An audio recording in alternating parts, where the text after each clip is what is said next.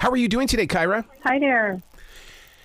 Thank you so much for writing this book, because a lot has gone into my life because of Thich Nhat Han. And this has been my walk, my way. And for you guys to come together to write this book really does. It's like it's a reminder. This is what you've learned in your past. Now continue it in this moment of now. Yeah, that's beautiful to know that you have been following him as well. It's a journey, and that's one of the things that Thich Nhat Han puts out there, is the fact that, you know, this is not going to be an overnight fix. You need to understand your entire surroundings. What have you learned? Your inner surroundings, you know, to understand what's coming up from inside of you is so important, because so often we don't recognize what's happening inside of us, Yep. and so we can't see clearly what's happening outside of us. In your studies, what have you learned about yourself when you speak of the inside? I think I have learned that there are good qualities in me, and I can become a good friend to myself, Mm-hmm. and really learn to listen to myself, and also that there is suffering in me that needs to be cared for, and that I can cultivate the capacity to care for that suffering.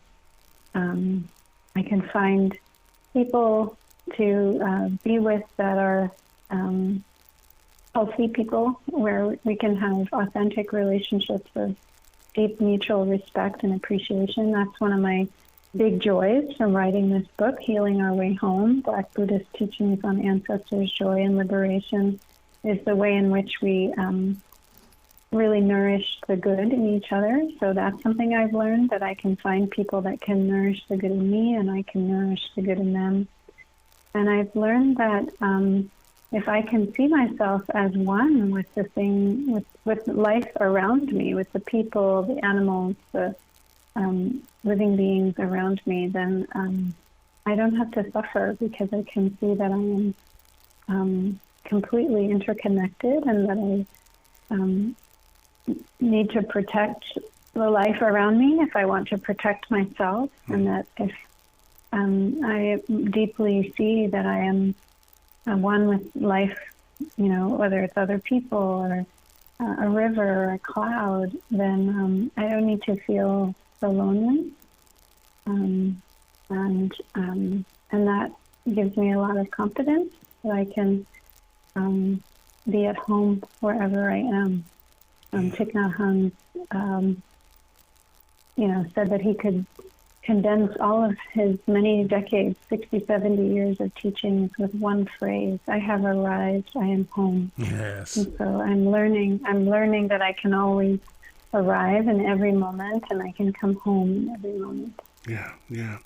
What you just shared with me, you can tell that you and I have been on the same path with Thich Nhat Han, because everything that you just said is so true. And then it's like a goal to see if you can help teach others to feel the same way, especially when it comes to learning to love all living things. That includes even a poisonous snake. You've got to learn to love all living things to find that peace.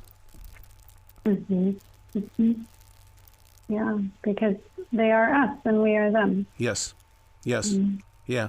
Not too many people really trust in that, though, because they feel like that, well, if we are us and they are them, and we can get together, but what happens if I don't want them to feel my darker side? It's learning how to find that empowerment when you've got that darker side. Mm-hmm. Yeah, and I think everyone has, suffering. You could say that darker side, that that part that we don't want other people to see, that maybe we're ashamed of, or and yet as we learn to, one of the things I feel has helped me the most on this spiritual path is learning to become a friend to myself. Yep. And to embrace those parts of myself that I don't want other people to see.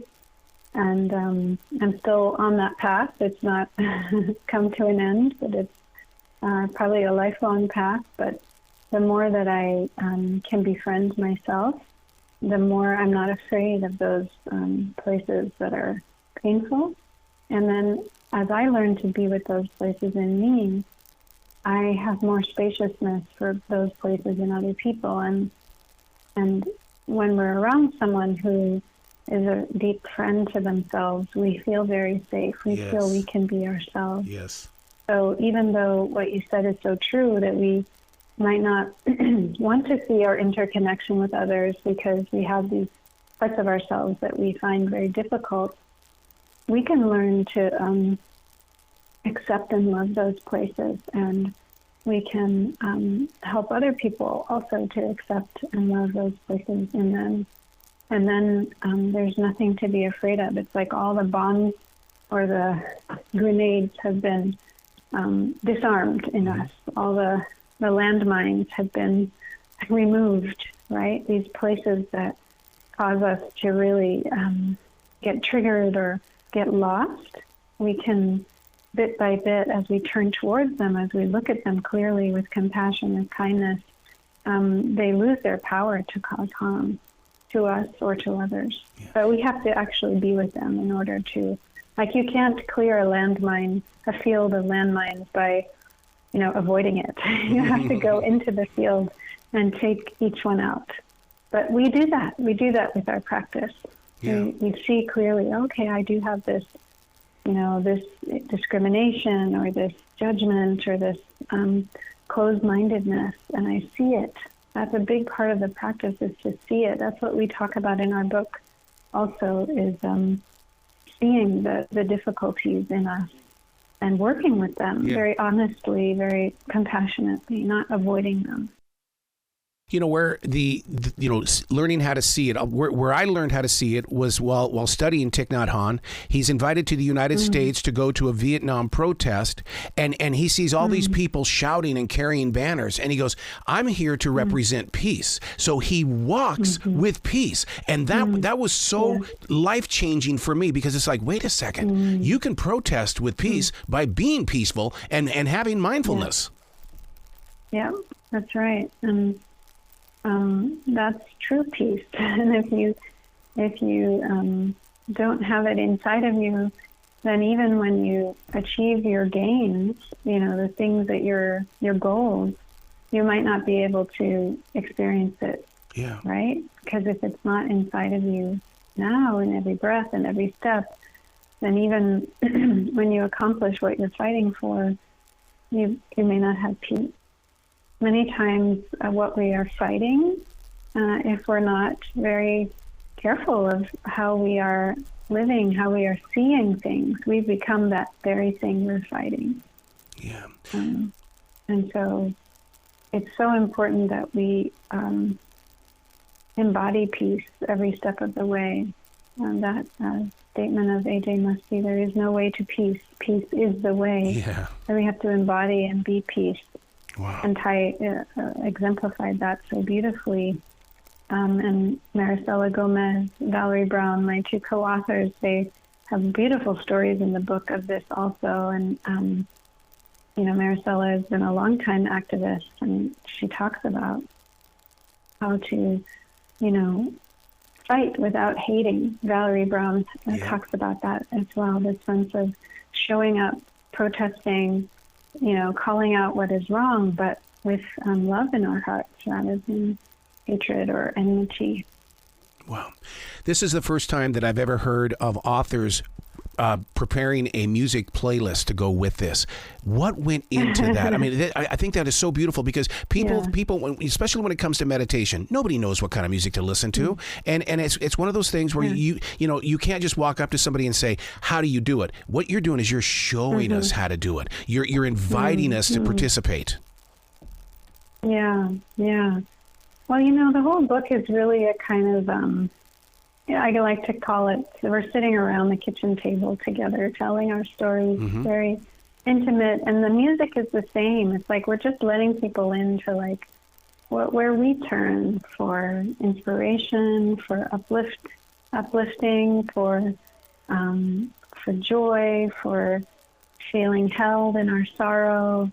I think that the music does all of those things, and just so beautifully what you said, when we approach it mindfully as a practice, it can be very supportive of our practice. So often when I'll be teaching, or we as co-authors will lead something on Zoom or in person. We use music to help people settle in, to ground, to find a part of themselves in that gathering. Music can communicate so much to people that, you're welcome here.